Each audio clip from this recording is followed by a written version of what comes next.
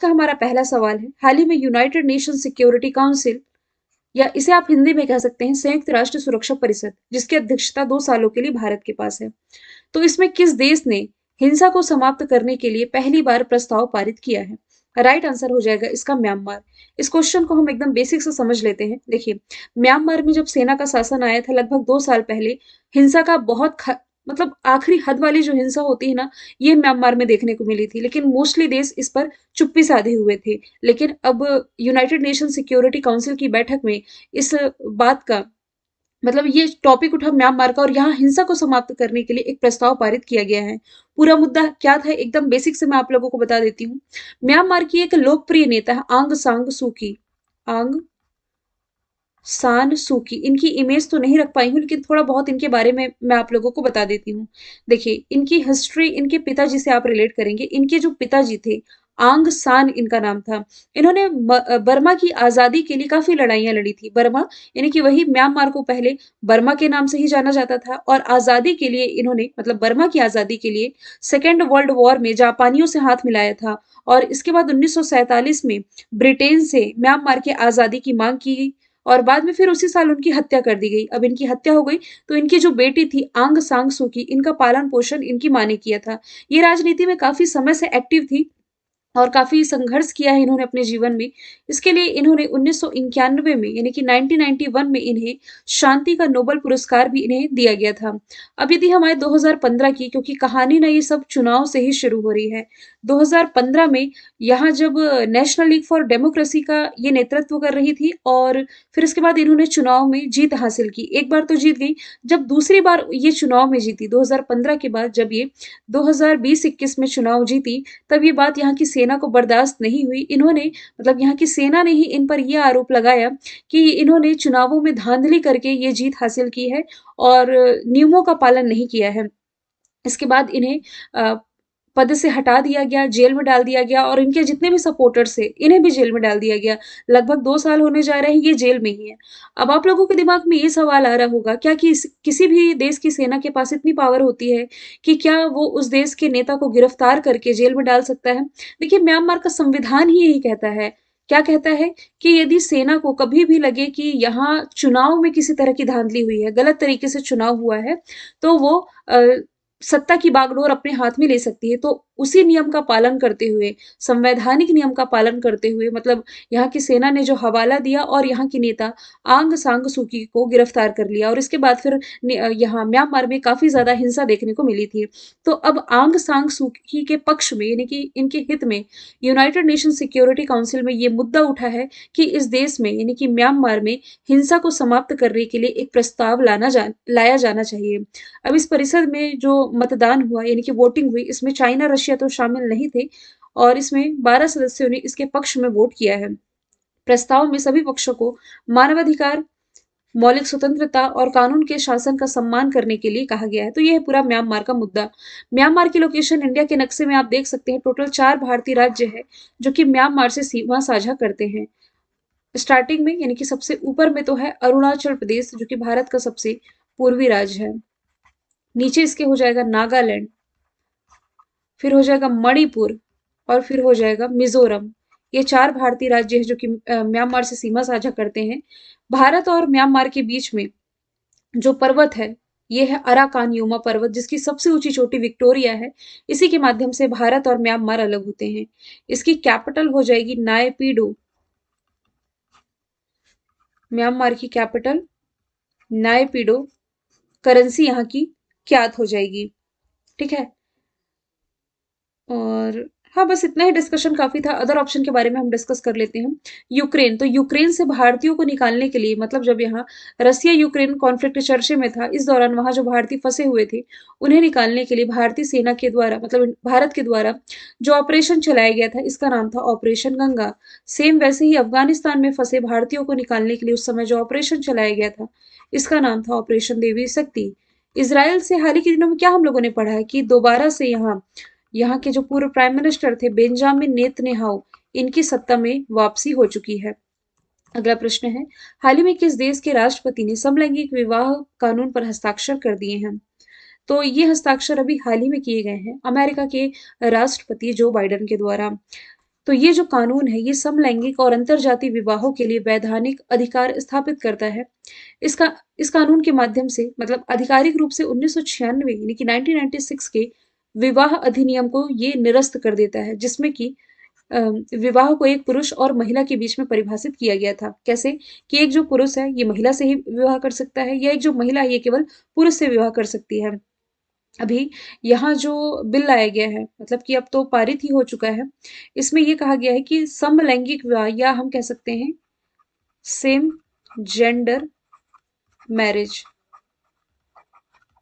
Same gender marriage मतलब कि एक ही जेंडर के दो लोग आपस में शादी कर सकते हैं। जैसे दो लड़के आपस में शादी कर सकते हैं, या दो लड़कियां भी आपस में शादी कर सकती हैं। मैं आपको बता दूं, भारत में अभी इस समलैंगिक विवाह को मान्यता नहीं मिली है। अभी अमेरिका चर्चे में है, इसलिए मैं इनके बारे में बता रही हूँ कि अमेरिकी राष्ट्रपति जो बाइडेन ने इस विधेयक को पारित किया है, और फिर उन्होंने कहा है कि लव इज लव, मतलब भाई प्यार है तो प्यार है, जरूरी नहीं है कि वो किसी से भी हो। लड़का लड़की से भी शादी कर सकता है, लड़की लड़की से भी, किसी से भी शादी कर सकता है। ऐसा यहाँ का कानून है। अब आप लोगों के दिमाग में आ रहा होगा, क्या अमेरिका ये कानून लाने वाला दुनिया का पहला देश है? बिल्कुल नहीं है। देखिए, दुनिया का ऐसा पहला देश ये था नीदरलैंड। नीदरलैंड जो कि यूरोप महाद्वीप का एक देश है, इसने 1 अप्रैल 2000 में, सन 2000 में नीदरलैंड ने सेम जेंडर मैरिज को मान्यता दे दी थी।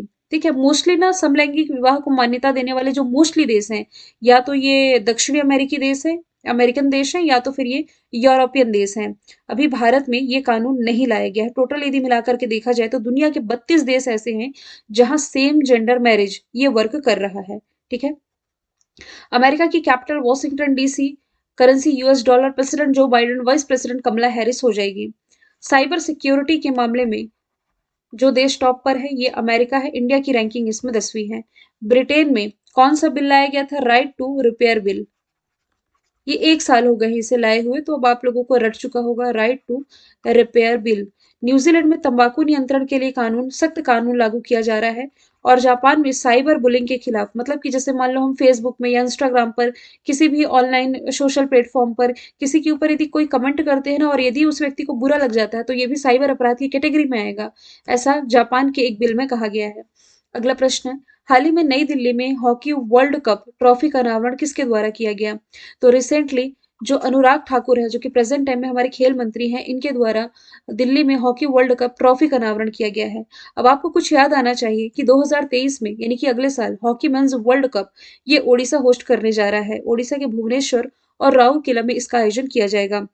जनवरी के महीने में होना है।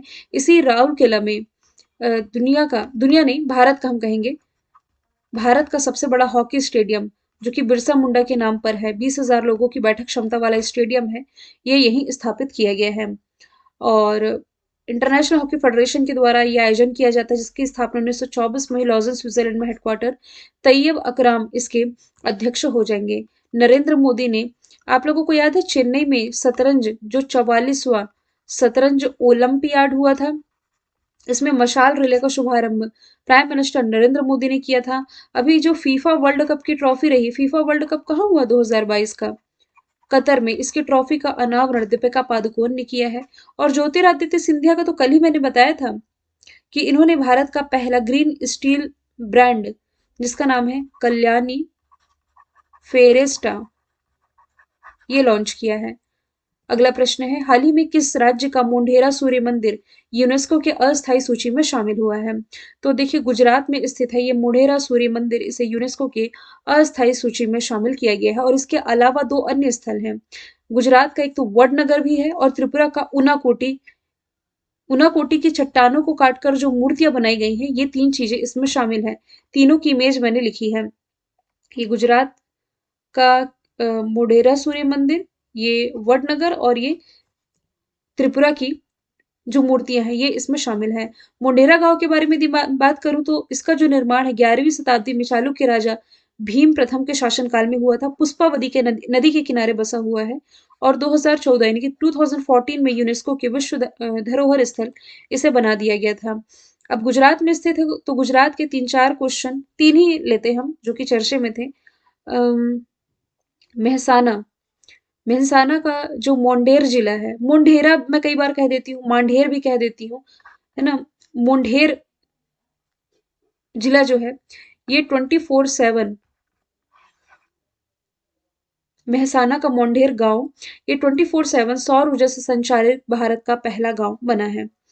इसके अलावा भारत का पहला सीएनजी पोर्ट टर्मिनल गुजरात के ही भावनगर में स्थापित किया गया है। मोरबी में माछू नदी पर जो पुल हादसा हुआ था, जिसमें सैकड़ों लोगों ने अपनी जान गंवा दी थी। अब यूनेस्को का डिस्कशन आया है, यानी कि United Nations Educational Scientific and Cultural Organization. इसकी जो स्थापना है ना, ये की गई थी 1945 में। इसका हेडक्वार्टर हो जाएगा पेरिस, फ्रांस में, और इसके जो महानिदेशक यानी कि डायरेक्टर जनरल हैं, ऑद्रे अजौले हो जाएंगे। इसी यूनेस्को के विश्व विरासत स्थल में शामिल भारत का 40वां स्थल जो था, ये था गुजरात का धौलावीरा, और इसमें 39वां स्थल जो था, ये था तेलंगाना का रामप्पा टेम्पल। मेघालय का लिविंग रूट ब्रिज आप लोगों को याद होगा, काफी बार मैंने आप लोगों को पढ़ाया भी है। तो मेघालय का जो लिविंग रूट ब्रिज है, इसे यूनेस्को के स्थलों की जो अस्थायी लिस्ट है, इसमें शामिल किया गया। पश्चिम बंगाल का जो दुर्गा पूजा है, इसे अमूर्त विरासत सूची में शामिल किया गया था यूनेस्को के द्वारा। अगला प्रश्न है, 2022 के फीफा वर्ल्ड रैंकिंग में कौन टॉप पर है? अब इस बार जो फीफा मेंस वर्ल्ड कप रहा, ये कतर ने होस्ट किया है। ठीक है, अर्जेंटीना विजेता रहा, किसे हरा करके? फ्रांस को हरा करके। भले ही अर्जेंटीना विजेता रहा, लेकिन बावजूद इसके फीफा रैंकिंग में टॉप पर अभी ब्राजील है, तो ऑप्शन बी इसका राइट आंसर हो जाएगा। जो ब्राजील है ना, ये फरवरी 2022 से नंबर 1 स्थान पर बना हुआ है। फीफा इनकी फेडरेशन इंटरनेशनल फुटबॉल एसोसिएशन 1904 स्थापना ज्यूरिख स्विट्जरलैंड हेडक्वार्टर ज्ञानी इन्फेनिटो अध्यक्ष। अब देखो, इस बार का फीफा तो होस्ट किया कतर ने, इसके बाद जो नेक्स्ट फीफा होगा, इसे 3 कंट्री मिलकर होस्ट करेंगी, यूएसए, मैक्सिको और कनाडा। ब्राजील ये फीफा रैंकिंग में टॉप पर है, तो ये है साउथ अमेरिका के नक्शे में ब्राजील की लोकेशन, जिससे कि इक्वेटर गुजर रही है। वैसे साउथ अमेरिका की केवल 3 ही कंट्री है जिससे कि भूमध्य रेखा गुजरती है। एक तो ब्राजील, जो कि यहाँ का सबसे बड़ा शहर है, एक यहाँ इक्वाडोर, और यहाँ कोलंबिया। 2 के नाम और आप याद रख लें। ब्राजील की कैपिटल हो जाएगी ब्राजीलिया, करेंसी हो जाएगी ब्राजीलियन रियल। फुटबॉल का डिस्कशन आया है, तो 2 प्रसिद्ध ब्राजीलियन खिलाड़ियों के नाम बता देती हूँ जो कि फुटबॉल से संबंधित है। एक महान खिलाड़ी पेले का नाम आप याद रख सकते हैं, और हाल ही के दिनों में, मतलब अभी करंट टाइम में, नेमार यहाँ के एक प्रसिद्ध खिलाड़ी हो जाएंगे। अब ब्राजील का डिस्कशन हो गया। अमेरिका, वर्ल्ड एथलेटिक्स चैंपियनशिप का आयोजन इस साल अमेरिका में हुआ था, जिसमें कि विजेता कौन था? मतलब वर्ल्ड एथलेटिक्स चैंपियनशिप में नीरज चोपड़ा ने सिल्वर मेडल जीता था, ये बात है। फिर ब्राजीलियन जलधारा, जलधारा वाला फैक्ट अभी यहाँ नहीं रिलेट करती, स्पोर्ट्स का सवाल है तो स्पोर्ट्स में ही डिस्कस कर लेते हैं हम। 23 दिसंबर को किसकी स्मृति में राष्ट्रीय किसान दिवस मनाया जाता है? तो चौधरी चरण सिंह, इन्हीं की स्मृति में 23 दिसंबर को, मतलब इनकी जयंती के उपलक्ष्य में 23 दिसंबर को राष्ट्रीय किसान दिवस के रूप में मनाया जाता है। समाज में किसानों की भूमिका को चिन्हित करने के लिए ये दिवस मनाया जाता है। जो चौधरी चरण सिंह थे ना, ये भारत के 5वें प्रधानमंत्री थे, 1979 से लेकर के 1980 तक। भारत के जो पूर्व प्राइम मिनिस्टर थे अटल बिहारी वाजपेयी जी, इनकी स्मृति में कौन सा दिवस मनाया जाता है? 25 दिसंबर को मनाया जाता है सुशासन दिवस। बिरसा मुंडा के ही सम्मान में 15 नवंबर को एक महत्वपूर्ण दिवस घोषित किया गया है, बिरसा मुंडा जनजाति गौरव दिवस, जनजातीय गौरव दिवस। इसी दिन झारखंड अपना स्थापना दिवस मनाता है। वल्लभ भाई पटेल, इनकी स्मृति में 31 अक्टूबर को यूनिटी डे, यानी कि नेशनल नेशनल यूनिटी डे आप कह सकते हैं, राष्ट्रीय एकता दिवस, ये मनाया जाता है। अगला प्रश्न, पूमा इंडिया के नए ब्रांड एम्बेसडर कौन बने हैं? तो रिसेंटली जो अनुष्का शर्मा है, ये पूमा इंडिया के नए ब्रांड एम्बेसडर बन गई हैं। तो ये पूमा के फुटवेयर, अपरेल और एसेसरीज का प्रचार करते हुए दिखाई देंगी। पूमा इंडिया के अन्य ब्रांड एम्बेसडरों में मैरी कॉम, करीना कपूर, युवराज सिंह, सुनील छेत्री और हैरी सिंधु का नाम शामिल है। पूमा किस देश की कंपनी है? तो पूमा एक जर्मन कंपनी, जिसकी स्थापना 1948 में हुई थी। कुछ अन्य ब्रांड एम्बेसडर जैसे कि मैकडोनल्ड इंडिया के ब्रांड एम्बेसडर कार्तिक आर्यन, मैथिली ठाकुर, ये बिहार खादी की बनी है, बिहार खादी हस्तकला ब्रांड की। और बिहार खादी के वैसे मनोज तिवारी हैं। ए आर रहमान, ये सिक्किम के पहले ब्रांड एम्बेसडर हैं। नीरज चोपड़ा, ये बायजूस के ब्रांड एम्बेसडर हैं। जबकि बायजूस की जो पहल एजुकेशन फॉर ऑल, उसके ब्रांड एम्बेसडर अर्जेंटीना के फुटबॉल प्लेयर लियोनल मेसी हैं। दीपिका पादुकोण, ये लिवाइस की ब्रांड एम्बेसडर हैं। एम एस धोनी, भारत का जो पहला स्टार्टअप ड्रोन कंपनी है गरुण एरोस्पेस, इसके ब्रांड एम्बेसडर हैं। अगला प्रश्न है, हाल ही में किस राज्य ने ड्रिंक फ्रॉम टैप यानी कि नल से पानी की सुविधा की शुरुआत की है। अब नल से पानी का कनेक्शन तो हर कोई प्रोवाइड कराता है, लेकिन 24/7 ड्रिंक फ्रॉम टैप इसकी सुविधा अभी हाल ही में ओडिशा गवर्नमेंट के द्वारा शुरू की गई है। तो ओडिशा के 19 शहरों और कस्बों में ये शुरुआत की गई है, जिसके माध्यम से 24/7 नलों के माध्यम से पीने का पानी है जो कि ये प्रोवाइड कराया जाएगा। ओडिशा की राजधानी भुवनेश्वर, मुख्यमंत्री नवीन पटनायक, राज्यपाल गणेशी लाल, लोकसभा सीटें 10, राज्यसभा सीटों की संख्या 10, इंपॉर्टेंट नेशनल पार्क में सिमिलीपाल और भीतरकनिका नेशनल पार्क हैं। व्हीलर द्वीप यहीं स्थित है, जिसका नाम अब एपीजे अब्दुल कलाम द्वीप है। और यहाँ भारत का सबसे बड़ा हॉकी स्टेडियम राउरकेला में बनकर के तैयार हुआ है। बिरसा मुंडा के नाम पर रखा गया ये स्टेडियम का नाम है। संबलपुर वाले क्षेत्र में ना हीराकुंड बांध है जो कि महानदी पर बना हुआ है। भारत का सबसे लंबा नदी बांध है ये। योजना रिलेट करोगे तो लाडली लक्ष्मी योजना चर्चे में थी, जिसका दूसरा चरण मध्य प्रदेश गवर्नमेंट के द्वारा लॉन्च कर दिया गया है। सेम वैसे ही असम गवर्नमेंट के द्वारा रिसेंटली अरुणोदय योजना की शुरुआत की गई, इसका दूसरा चरण।